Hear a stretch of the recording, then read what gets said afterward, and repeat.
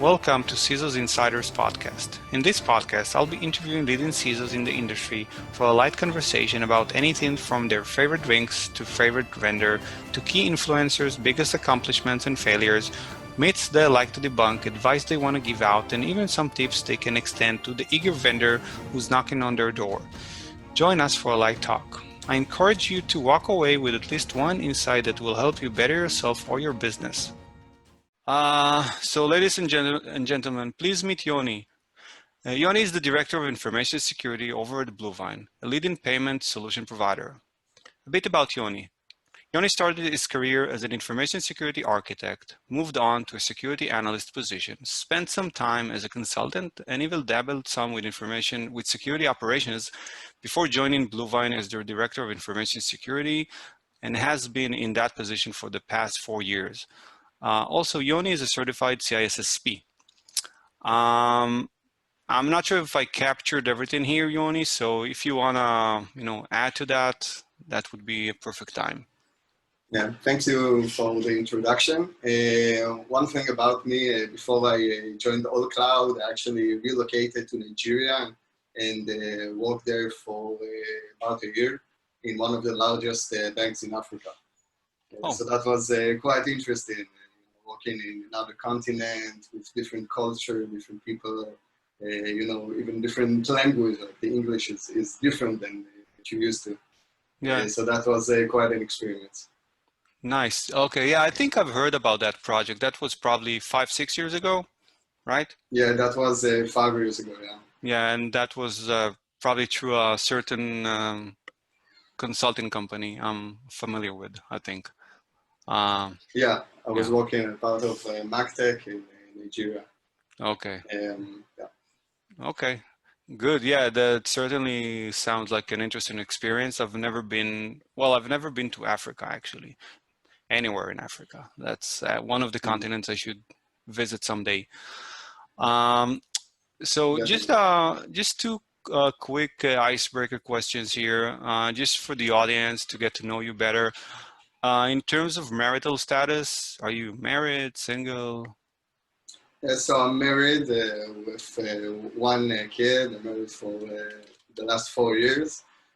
My kid is 1 year and 9 months. And yeah, she's getting very big. Yeah, it's amazing to see that. It's a beautiful age. Wait for a couple of more months, maybe 6 months. This is when they start getting more challenging, I think. If I remember. Yeah, I heard about the notorious 2 years. Terrible too. After they get to you, yeah. So, and usually I also ask my colleagues that I talk with, I ask them what their favorite drink is. So I don't have like a favorite drink, but generally I like a wheat beer, like any wheat beer, Weinstefan, Blue Moon, stuff like that. So you should definitely get in touch with another CISO that I interviewed lately. He's the CISO of Carlsberg. And I just spoke to him the other day, and they actually have 150 brands over at Carlsberg, and more than 600 types of beers, like for the different brands. And they also have a bar over at their HQ in Copenhagen, and I think they open it every day at 4. And the only condition is that you need to stop working by the time you walk into the bar, because But that's a nice policy. Yeah, that's a nice policy, and you can drink as I much. They have a wheat beer, but I'll definitely look. Well, I don't know, but I'm assuming because they have 150 brands, so I'm assuming they do have some wheat beers, but yeah. Okay, so that's definitely a change. Most CISOs I interview, their favorite drink is whiskey, and actually my favorite drink is also single malt Scotch as well. But yeah, wheat beers. Yeah, I'm not a big whiskey drinker. I'm more like a beer drinker. Well, maybe you haven't found the right one, but yeah, we could definitely work on that.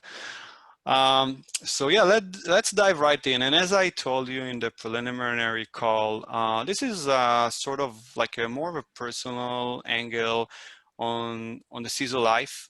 And my goal here is to get to know you better and to educate our guests and listeners on how it is that you think and what it is that's interesting to you. And at the end of the day, what do they need to know about you in order to be able to approach you better and not to annoy as much, because I do know that a lot of CISOs are, overburdened and overcrowded with a lot of LinkedIn requests, email, phone calls, and so on. And we'll dive into that. So again, this is a very straight talk, and I'll be asking a bunch of questions here, again, with the goal of getting to know you better. So let's get started. So what's one thing you wish you had known when you began your career? Actually, I saw this question. I'm not sure if there's like anything I would like to know, but when I started this, I think one of the best things is to learn from mistakes and you learn from experience. So no one can actually like give you all the answers and you'll be like the best. You need to experience, you need to make mistakes, and it takes time. There's no shortcuts. Yeah. No, and I totally agree, and I think a lot of the questions that will follow up will touch on that as well, because like personally, I think that, you know, failures are the biggest opportunities that you have to learn as a human being. I know, I know that about myself. Like I learned more than my failures than any of my successes. And I think a lot of much more successful individuals have been saying that for a long time. But personally, I know that if someone had told me, well, no, I never asked myself that question. I wish I'd known. Uh, but I think I have sort of an answer here. But it takes time to mature with that specific insight. And again, there's no like specific right or wrong questions here, or answers actually. So and going down that path, and just drilling down some more, because you have mentioned some failures. Can you name like one biggest failure and like the key takeaway out of that? Yeah, that's a good question. So I can't think like of huge failures. Everybody makes mistakes. Some are bigger than others. But I think like one failure that I can think about, and it's more like failure in the result, is the first team member that joined the security team, and decided to leave the team after about 1 year or 8 months working in the company. And that was kind of failure because there wasn't a good match. And that's something that I didn't see it first. And I learned a lot from that failure. That team member that left the team. I learned a lot, to listen to what my teammates, to listen to their problems, listen to what they have to say. Always listen. Never like say what you want them to do. Like always listen. Ask for their expertise, and that's something you can't do enough. Listen to people and not just talk. Mm-hmm. Okay, and so that was that. This is what you consider your like one of the biggest failures, and I think I've been run my company for 11 years now. Obviously, I've seen a lot of people come and go, and I can definitely understand the frustration here. But having touched on that, what would you say your biggest accomplishment was? Yeah, so when I joined Bluevine, I was handling security by myself. Like I was the first security person. I also handled IT, and that was like very, very challenging, to be the only person to do that. And after 4 years as the head of information security, I added some people to my team, so I'm not the only one. We have like dedicated IT team, so I think that was like the biggest accomplishment, get from the point where you're doing everything by yourself to the point where you have a team, you have several teams and you can work with. And that's the point where you can do a lot more, you know, as the head of information security, something that you can do when you're just a single person. Yeah. And I think building up a team, and you know, even more than that, building processes that will last and outlast you even, is a big it's a big accomplishment, and it's a big what's the word I'm looking for? It's very fulfilling, I think, to know that you built something that would outlast you. And actually, I heard a similar answer for a bunch of other CISOs that I spoke with lately. So yeah, I mean, I can definitely understand that and relate to it. Okay, what advice would you give someone wanting to pursue a career similar to yours?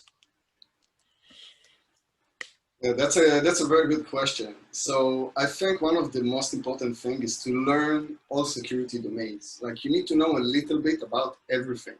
So if you come from application security, you need to learn networking, you need to learn identity management, you need to learn a lot of things from other domains. And I think that's you know, that's one of the things that are more important to a CISO, like to see everything from high level. So you need to learn about all domains. Another thing that I think is important is to learn from everyone you interact with. So, you know, even when you talk to like developers and DevOps and, you know, sometimes like there are a lot of arguments and, you know, a lot of issues and urgent stuff. But I think from every event, you can learn from that, and from developers, and from every issue, you can learn from them, like how they think, how they solve problems, and that can help you, you know, that can help you in your own job. So I think that's an important thing. Another thing I think is a good advice. You need to be prepared to work 24/7. Like it's not like 8 to 5. It's 24/7 being a CISO. So if you're used to 8 to 5, and that's like you know, your way to go, you're probably not going to be a good CISO. Mm-hmm. Yeah. And you're talking specifically about yourself or about the team as a whole? Yeah, so when I'm saying like 24/7, doesn't mean like every day you work 24/7, but you know, you need to be prepared to work overnight and, you know, during the weekend, Mm-hmm. and that goes for me and my team, of course. I'm not saying that happens all the time, but you need to be prepared for that. Yeah. So would you say that it's more of a like CISO is a state of mind rather than a job? Yeah. Exactly, it's a state of mind. You can think about security, you can think about, you know, incidents, you can think about a lot of things related to your job during the night, like in Yeah. the morning when you wake up. It's like all the time. It's really a state of mind. Yeah. And I can share, you know, that I think the role of a CEO of a small company such as myself, I think it's the same. It's, you know, it's a state of mind. You go to sleep with it, you wake up with it. Sometimes you even dream of it, but I can relate to that. So what do you feel about the role of a CISO that actually is part of the IT organization and reports directly to the CTO? Do you feel, I mean, you know, in some organizations, CISOs report to higher management. In others, they're an integral part of the IT department. And obviously there are pros and cons. And, you know, and usually it's around conflict of interest, segregation of duties, and so on and so forth. But since you're part of the same group that, you know, that's responsible for IT and, you know, development the IT system in your company, what do you feel that your role? I mean, can you share a bit about the pros and cons about that? Yeah, so in Bluevine, the security team reports to the CTO. I'm guessing most companies have the same configuration. I think that's probably the best one because, you know, the CTO views like the development process, the R&D process, sees the operation, sees security, sees it like from a high level. So it can make like decisions that, like better for security or better for the development. They can do that trade-off. I think that's like that's what happens when the CTO manages like the security. When security is under IT and is a part of the development, I think in some place like security takes a second place to development and operations, and sometimes like seen as a burden, and that's probably not good for security. But maybe the development operations works a bit faster when it's under IT management. Hmm. Okay. But so all in all, I think you would say that you feel, well, would it be fair to assume that you feel that being a part of IT actually helps you to fulfill your job better than you would have been able to if you had reported to like someone else? So as I mentioned, like being under IT, security takes a second place. Yeah. So that's not good for security. When you're in security team, you want the best security, and when let's say the VP R&D says like you can't do that, and that happens too often, um, that can damage like the security team, the culture, of change, of acceptance. Hmm. So I think when security is like a brother to the R&D team, I think Hmm. that works the best. Yeah. So there's like a counter, pressure on both sides, and that balances like security and operations. So Yeah. that's what I think.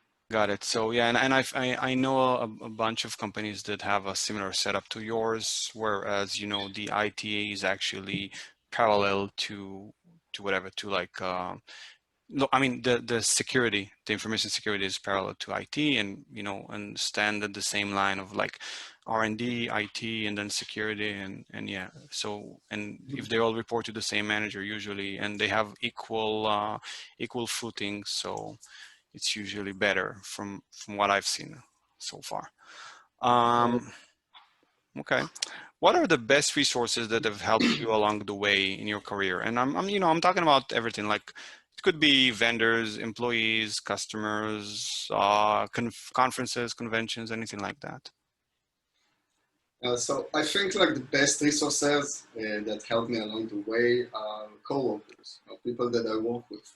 You learn a lot from people, not just technical stuff. You learn, you know, how they present stuff. You learn how they talk to people, how they change processes. You learn from everyone. And so that's like one thing you can benefit from coworkers. And the other thing, I think most of the jobs that I worked in, I got from coworkers that helped me get that job. So I think it's very important, like to keep connections with like previous coworkers, because they can help you someday, and you can help them. So it's important to keep that connections. Yeah, that's another answer that tends to repeat itself. It's all about the people. Yeah. Can you actually name three people who have been the most influential to you? Yeah. So I can name a few. I think my first security mentor is one of the people that was very influential. It's called Shai Roth. He worked with me in NetVision, worked as a business consultant, business technical consultant. And he basically introduced me to the security world. He showed me like, white hacking, stuff like that. And it was like very interesting to me. And that's what got me to the security world. So that's the first one. The second one is Yaron Hakun, is the CEO of Absa Labs these days, and was the manager, my manager in my first security role. Basically taught me, everything about security, from the first role. And one of the best things I learned from him, he did everything with so much ease, and that's like priceless when you see someone that talks with such an ease, and you learn a lot from that. Yeah. And the third person is Nir Klar. He's the CTO of Bluevine. Mm. I've been working for him, I think, the longest from everyone that I worked with before in the last 4 years. I think some things I learned from him is like to be very open and communicative with everyone, my teammates, with Neil. It's very important, like, to be open about everything and communicate. And show me like perspective. So working with a lot of teams in Bluevine, keeping like the balance between security and business, it taught me a lot about perspective and how to view security in Bluevine. And basically, it guided me to reach where I am today, managing the security team, having a lot of security operations. And that's something that I didn't have like in day one at Bluevine. Yeah. Okay. I'm sure they appreciate it. And personally, I also know one of the people you've mentioned. And I think might be the reason that he's so calm. Well, I think, well, when you're used to dealing with the giant waves, when you surf like every other day, maybe that builds like an internal calmness to you. But yeah. What is the one common myth about your professional field that you want to debunk? Yeah, so I think one of the things is that sometimes security seems to like slow down development and doesn't seem like an enabler to the business.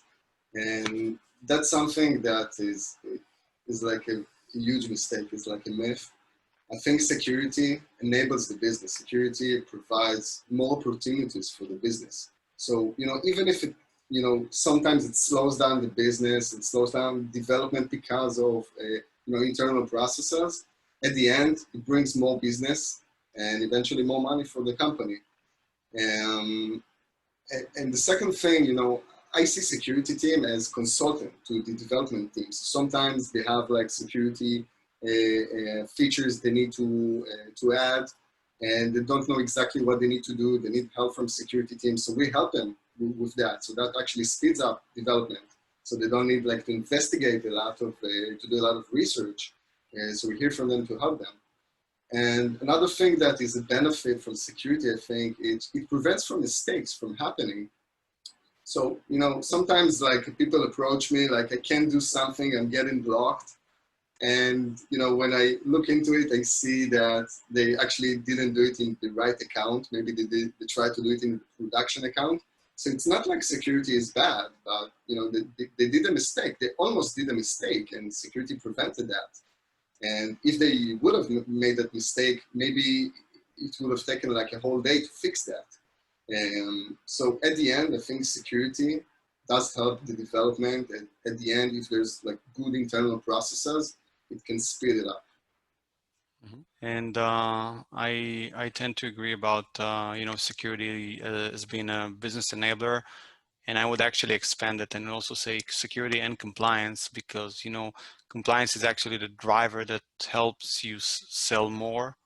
Because a lot of companies, especially if you're in the B2B space, a lot of your customers would require you to hold a bunch of certificates and to maintain a compliance program. And obviously, I mean, compliance is there to just provide you with a framework, right? At the end of the day, security is what you do and how you achieve security, whether through compliance or not. That's a different thing. But I think security and compliance are huge business enablers, especially when you go out, when you sell in the US market or the European market. Mm-hmm. Yeah. So I mean, we've known each other briefly, and you do know that I'm the CEO of a consulting group. I have a few companies under my belt. And if you could step into my shoes as the CEO of this consulting group, what would you have asked yourself that you think I didn't? What would you say? What will be your advice to me? Like the best key takeaway I can take home, and I can go home with, and ask myself, what is it that I didn't do? What is it that I didn't ask? What should I be talking to my customers with and about? Yeah, so I'm not sure if I understand the question correctly, but like you're asking like what the CEO would ask the CISO? So like, let's say, so I know for a fact that a lot of chief information security officers in a lot of companies have a lot of what not to do as a vendor, a lot of, things to avoid.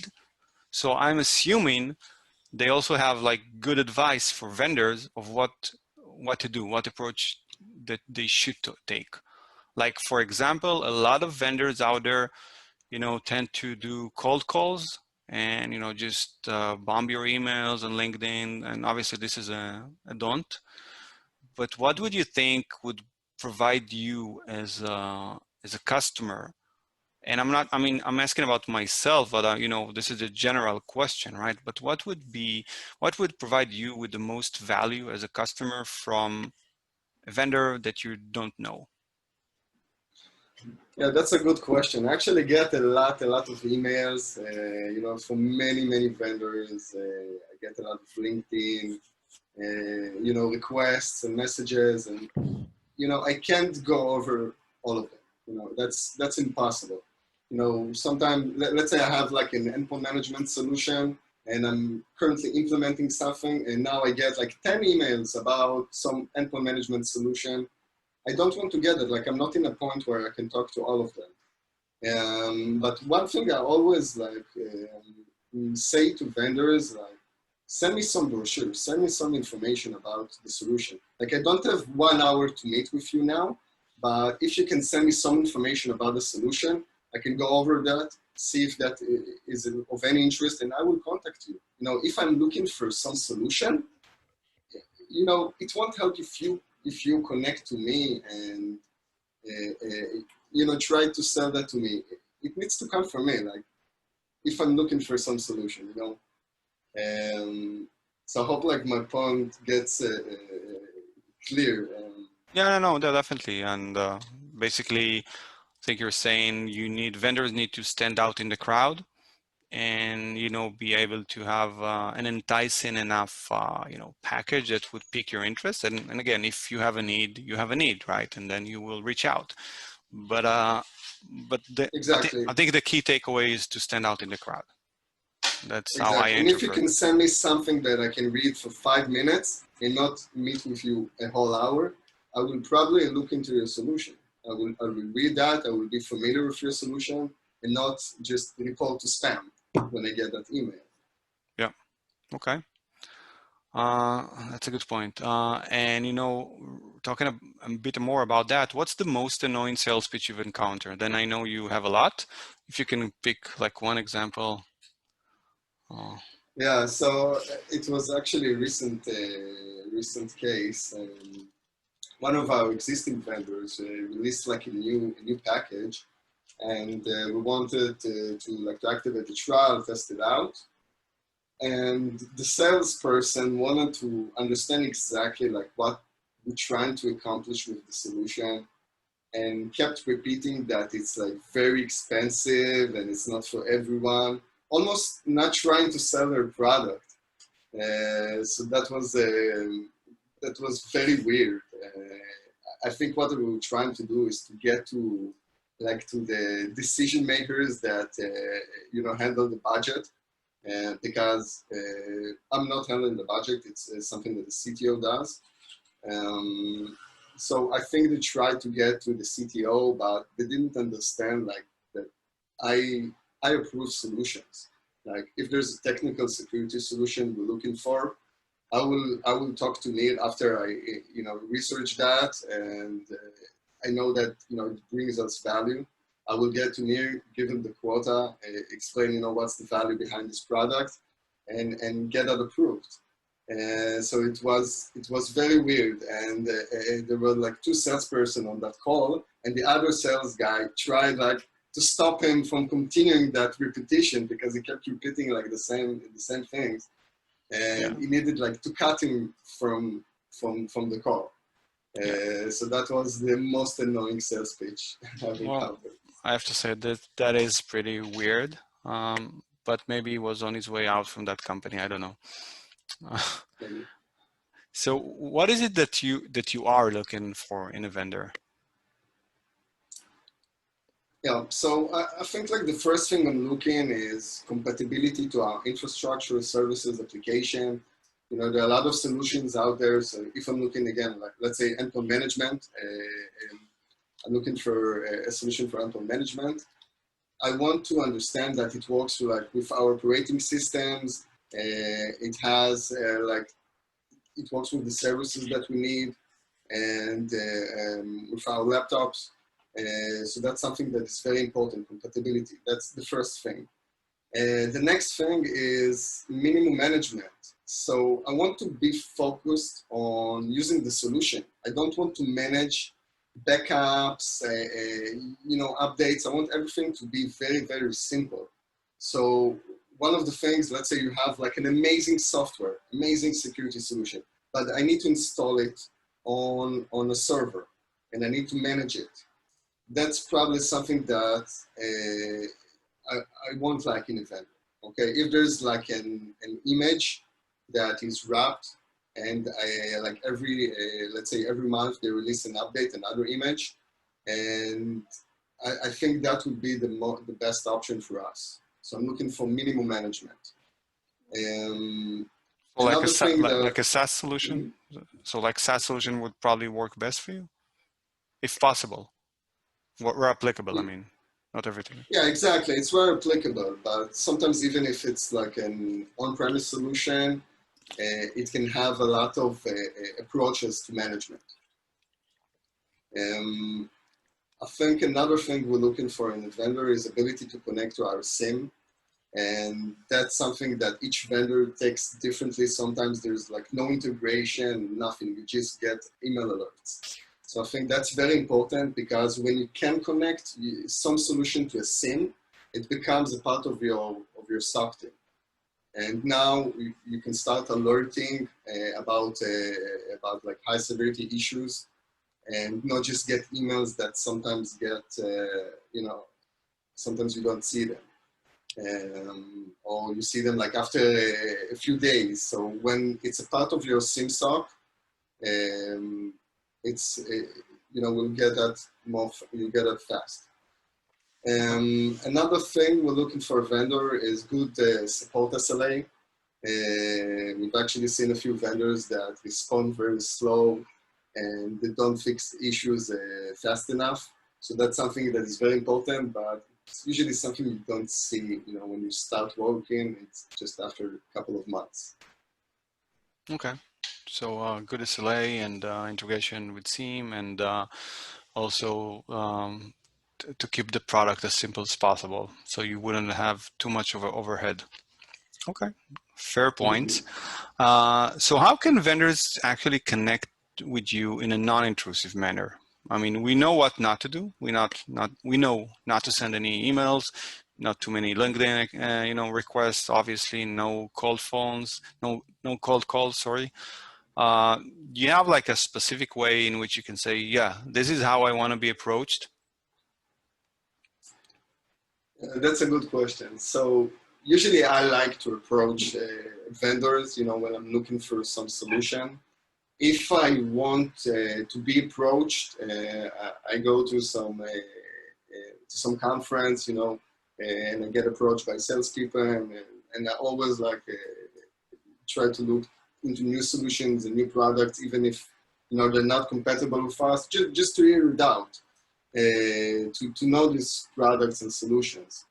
So when I come to these conferences, you can approach me. You can also send me LinkedIn messages. Sometimes I go over them and see that, but if I get too many emails, it goes to my spam. Yeah, that's the main problem with that. Do you have any means or methods where our listeners can connect with you online? I mean, it's just simply LinkedIn, Facebook, or do you have like a blog or anything else that you? Also, I think LinkedIn would be the best way. I do have a Facebook page, but I think everything relates to, to this profession should go through LinkedIn. Yeah, yeah, I tend to agree. What's the single most important thing to you in your career?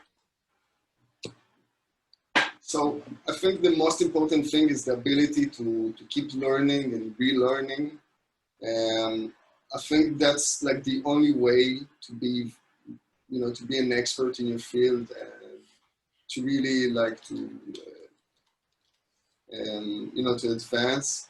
You always need to keep learning. And sometimes, when you think you know something, it might be like not correct and you need to relearn that. So I think I relearned a lot of things from my colleagues. As I mentioned, I learned a lot from them, from other managers and executives. I always learn from them. So that's very important. Mm-hmm. Constant learning. Yeah, I've heard that a lot before, and I actually believe that as well. And two last questions, because I want to be respectful of your time, and I know it's getting, it's already evening for you. So if you had unlimited funds, what would you do with your life? Some people would say they would continue working. Others say they would go on a tropical island somewhere and just read books or write books every day. What is it for you? So it's a good question. I would probably do like a trip around the world, at least for a year, after many years of hard work, and during like the last 6 months, with the COVID-19, it's been like, the last 6 months are like 6 years. So I would definitely take a trip around the world, but then I would come back and probably open like a startup company of my own, and maybe maybe change some things in the world. When you have unlimited funds, you can do a lot of things, a lot Yeah, of good yeah. things. Take an example out of Bill Gates. He's been doing a lot of good stuff, I think, in my opinion. Yeah. Okay, and last but not least, did you have like any favorite read lately, any favorite book or anything that you, maybe a podcast, an interesting podcast you listen to or anything like that that you would like to share with the audience? Yeah, there's actually a new series on Netflix called Connected. Uh, so it's like a documentary about different things in our world that are connected to each other. So there's a very interesting episode called Digits, and that's about like a statistics law called Benford's Law. And I wasn't familiar with this. It was a kind of a surprise to me, but that's something that is like unbelievable. So basically, Benford's law says that if you take a large set of natural numbers, if you take the first digit and do like a statistics of how many you have, like number 1, 2, 3, it won't be the same. Like the frequency won't be the same. It will be like logarithmic, and it's always the same. Like it's always the same frequency. And one of the most interesting things about this, when they took it to social networks, let's say to Facebook, they actually managed to find like bots and understand if like profiles are actually if they're real profiles, just by looking at the statistics of the friends count that their friends had. And that sounds like illogical, Really? taking some numbers of your friends count, the first digit, do some statistics, and you come up that it's a bot. But they actually did it and found many bots in this way. And I found it amazing. But anyway, so that's called Benford's Law, right? Yeah, Benford's law. Yeah, I'm gonna read about it. Sounds interesting. And Netflix, okay. Yeah, it's very I've interesting. taken a note.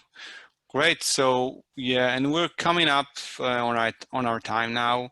So let me just take this opportunity to thank you for your time and for the insights that you provided. it was a real pleasure, talking with you, and I'm hoping that, some of the insights that you provided will resonate with our listeners. I, I, I personally, I can say I'm learning with each and every conversation I have with different CISOs a lot. And as I said, a lot of the answers, they tend to repeat themselves. So it's my goal at the end, like to publish like an article with like key insights and maybe then take it a step further. I do think it provides a lot of value. And again, thank you for your time, and a happy new year. Shana Tova. Happy New Year. Shana Tova. And yeah, I'm hoping we could maybe get together in person, sometime in the near future, hopefully. And whenever you're around here, I'll be happy to take you out for a wheat beer. I can have a whiskey. And Next yeah, time I'm in San Francisco, we'll definitely meet. yeah, looking forward to meeting you in person. Thank you so much, Yoni. Thank you, Ben. Thank you for joining us for another episode of CISO's Insiders. Hope you enjoyed today's episode. For more professional content, please check us out on social media.